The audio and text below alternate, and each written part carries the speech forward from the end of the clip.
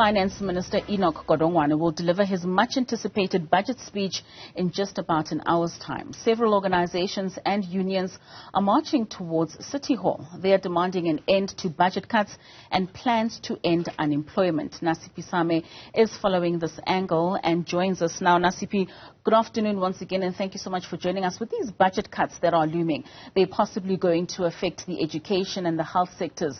What are some of those potential workers feeling the brunt will be when these cuts do come into effect?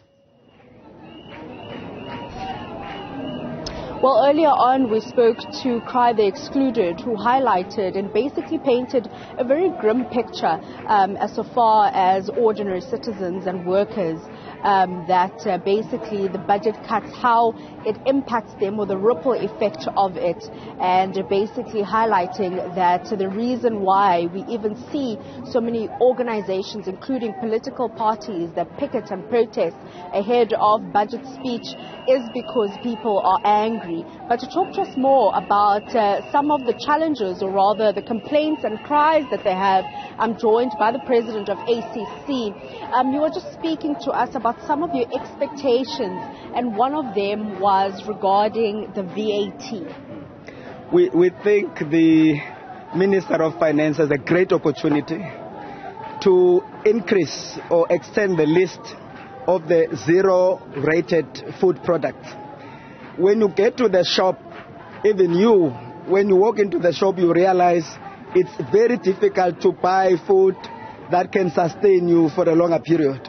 But the poor here in this country, the unemployed and the low working class, they are unable to afford just a plate of meal every single day. So zero-rated food products allows them to at least buy food.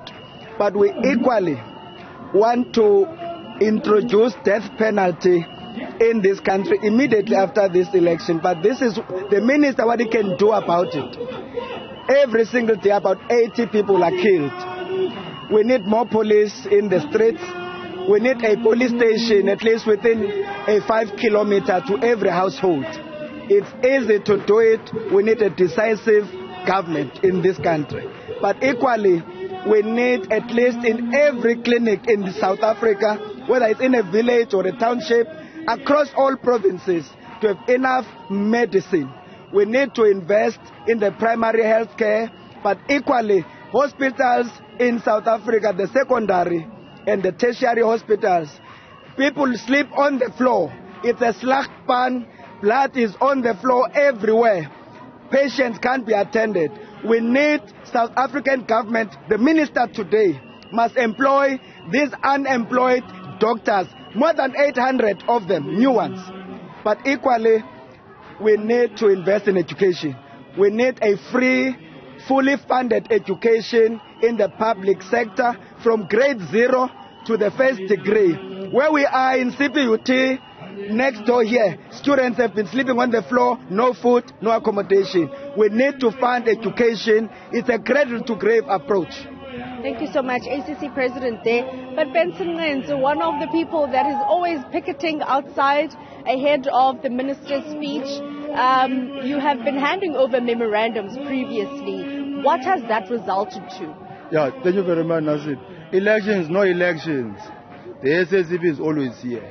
And we remain that critical voice within the ANC alliance, a voice which is anti-neoliberalism, a voice which is anti-austerity. Here today, we came here as a broad popular front against austerity, against budget cuts. This front is constitutive of the SSCP, COSATU, and many different civil society formations, including SAFTU. And our message to Godongwana is just in twofold. One, the first one will say, Minister Godongwana, please don't get tempted to the issue of increasing VAT. That's the first point, right? As we know how it is going to affect the workers and the poor.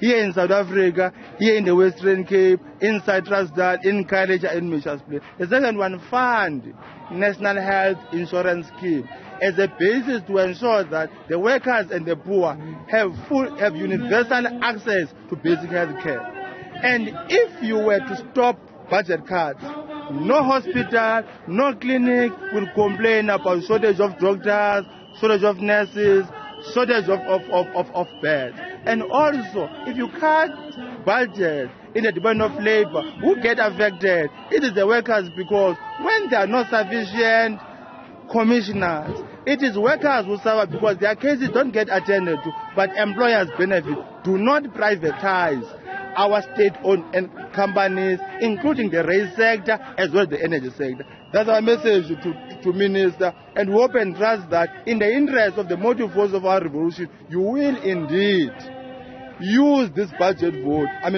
statement to ensure that you address the needs of the vulnerable people of our country. Thank you very much. On that note of vulnerable people, I'm joined by a resident of the Western Cape, Sisi. You were telling me not too long ago that we're no Pangeli. Namhlanje, Minister of Finance Enoch Godongwana uzobe senza speech namhlanje se-budget ulindele ntoni wena as umuntu ongaphangeliyo? I'm representing the youth. As a young person, I would like the minister to create more jobs for the youth so that the youth can be safe in South Africa. Because the lacking of job in this country, it leads to the youth. The youth end up goes to prostitution. They end up go to trafficking.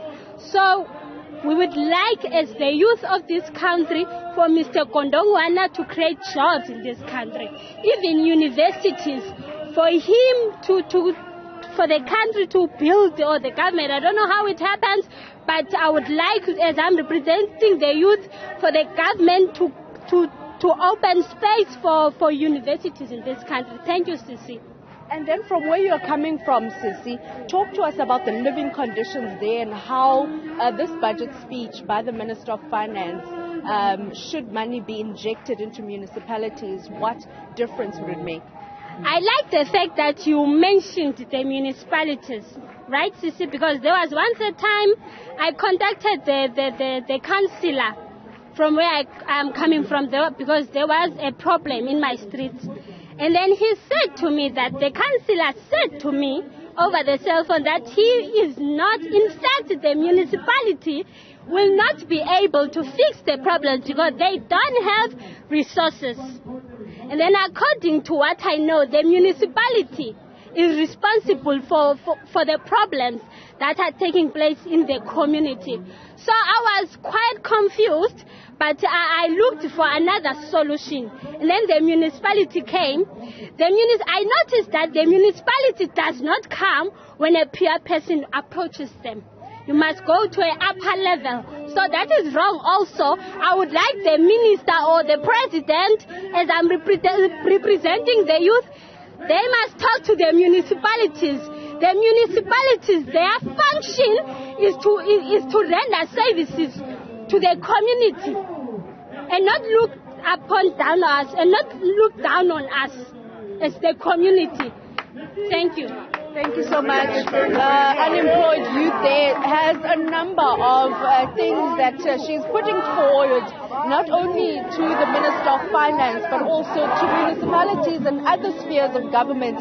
However, she is saying that as young people, she is hoping that there is injection into various government departments to create employment. But also we heard from ACC that they are hoping that there's more food products that are added on the zero-rated VAT. In a couple of minutes, or rather in about 45 minutes, the Minister of Finance will be delivering his budget speech. And basically, these organizations that are here, including political parties, are hoping that their pleas to the Minister of Finance transcend all the way to the City Hall, and hope that their grievances are heard and hopefully implemented. SACP in the Western Cape highlighting that they are they see themselves as a voice of reason, and they do hope that the minister does not fall into the trap of increasing VAT, as they believe it will be affecting the poor and also the working class. Most certainly. Still with Nasiphi Same out there in the Western Cape.